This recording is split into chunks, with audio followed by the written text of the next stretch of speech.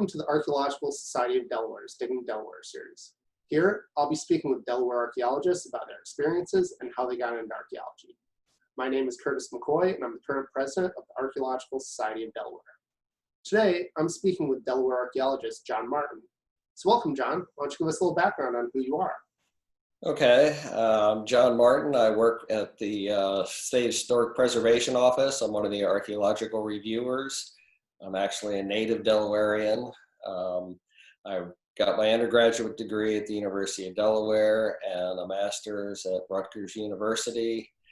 I started working in archaeology for the original in-house DelDOT team back in 1980, and then spent the bulk of my career on the consulting side. And I've just joined the SHPO at the beginning of 2019. So it's been just under a year and a half that I've been there, but being a Delaware resident and always around Delaware archaeology, you know, I have a pretty strong background, and it was very nice to be able to work full-time in Delaware. That's one thing I missed in my career. I like the traveling all throughout the Middle Atlantic and beyond, but I'm very happy to be working in Delaware. So John, what made you actually want to become an archaeologist? Way back when, I was interested by the Leakeys, Lewis and Mary Leakey, and their investigations at Olduvai Gorge. Now, I know that that's paleoanthropology, which is actually what I studied at Rutgers, and had a chance to spend some time in my graduate studies at the Leakey camp working over at Olduvai Gorge. It was just a fantastic experience. But I looked at them, you know, very early on. That was what I thought archaeology was. I also kind of mixed in a little bit of paleontology, not knowing the difference, as I dug holes looking for dinosaur bones. Wasn't ever successful at that time, but that was always what, or where I found my passion, was seeing the Leakeys pouring through all the National Geographics growing up, and seeing, you know, human evolution, and that's been a passion of mine ever since. Wow, that's an amazing past for all of this. So great way to get into archaeology. Yeah, and it was just a fantastic opportunity, and I had to really convince my employer at the time to let me go over to East Africa for 7 weeks during the summer. And it was also when our daughter was only about 13 months old. So it was, I had to pull a lot of strings, and I'm still in some ways paying for that.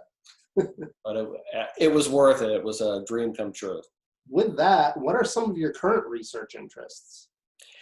Well, since I've been at the SHPO, I had an opportunity to go to, you know, some regional meetings and kind of saw the use of a portable XRF, and it got me thinking about the colonaware in Delaware. And I know that there's a lot that's probably not identified or not identified properly, and I would like to work towards sourcing some of the material in Delaware. It doesn't seem like we have any that's locally made.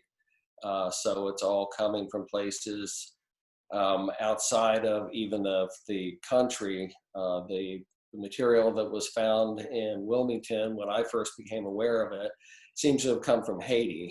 And Wade Katz he did his thesis on some of that material, and has a pretty good handle on it coming with refugees who came up from Haiti during the French Revolution. Wow. And spent time in Wilmington and then returned after the revolution was over. So John, what's one of your best or worst field stories? Well, as anybody who's spent a bunch of time in the field, I've got a lot of them. Some of the worst was on the consulting side, going out to a project area and finding out that the project had already been built. And that was, you know, we lost any chance to identify anything. And Unfortunately worked for people who would rather ask forgiveness than to actually go through the process. I just figure if it's built, what are they going to do? And that's a real shame. As far as some of the best projects, did a survey in the Upper Lehigh where it was in the middle of summer. They were talking about or planning to raise the level of the pool behind the F.E. Walter Dam.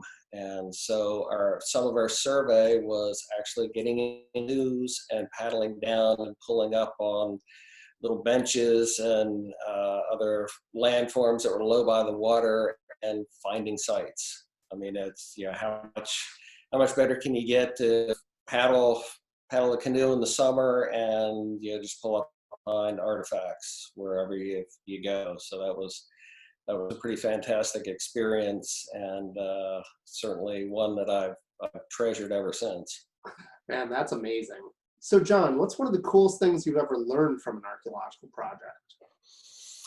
Well, from just a straight archaeological investigation, it was got a chance to work at Raritan Landing, which was up on the Raritan River opposite New Brunswick.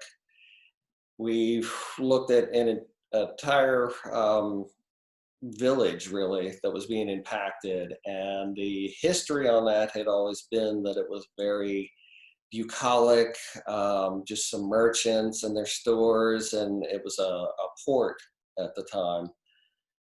And what was found in the archaeology is that they were actually doing copper smelting right in the middle of town. And that was identified first through an unknown feature, but then when they did some soil chemistry, they found some of the nasty compounds that are involved and emanate from copper processing. And we thought, okay, this isn't such a beautiful little village in the, you know, a nice, lovely, picturesque valley. It was pretty nasty stuff being put out. Another project that was much more recent, and I only oversaw it from the SHPO office, and that was Dr. Ed Otter actually was investigating the purported location for an African-American cemetery down in Sussex County. There were actually locals who remembered seeing stones and heard stories from their relatives identifying this cemetery area. And when Ed went to investigate, he had directions of putting right in the spot where he eventually identified 11 grave shafts, and also the only gravestone, it had unfortunately been displaced, but it was for a private Charles Hall, who was a U.S. colored troop in the Civil War.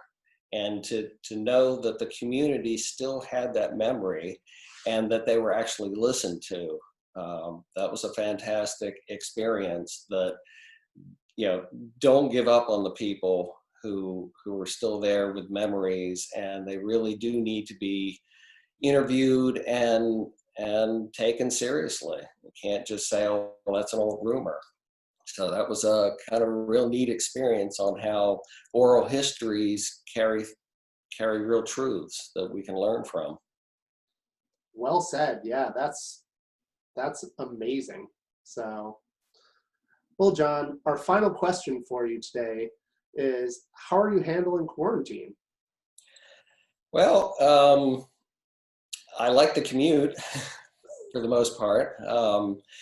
It's been nice. My wife and I don't really get to see each other much during the week.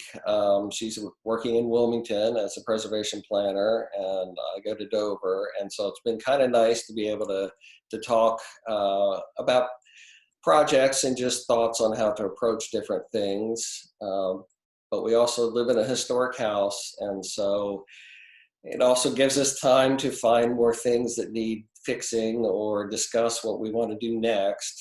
So it's never really relaxing, and always wondering what's going to happen next month in terms of a necessary repair, but it hasn't been too bad. I always consider myself kind of a homebody, but I didn't realize how much I missed going out and being able to eat outside the house. Try to get some takeout to keep local restaurants in business, but it really would be nice to eat somewhere outside the house. Yeah, I think we're all feeling that right now. Yeah, for sure. Well, thank you, John, for joining us today. It was a pleasure having you. Well, thank you for inviting me, and glad I could finally accommodate you. And it's been good. It certainly makes me think a lot about my career, and don't always do that. You just kind of grinding through day by day. So I kind of appreciate the chance to really kind of reflect on 40 years. Yeah. Well, thank you everyone for tuning in, and we'll see you next time.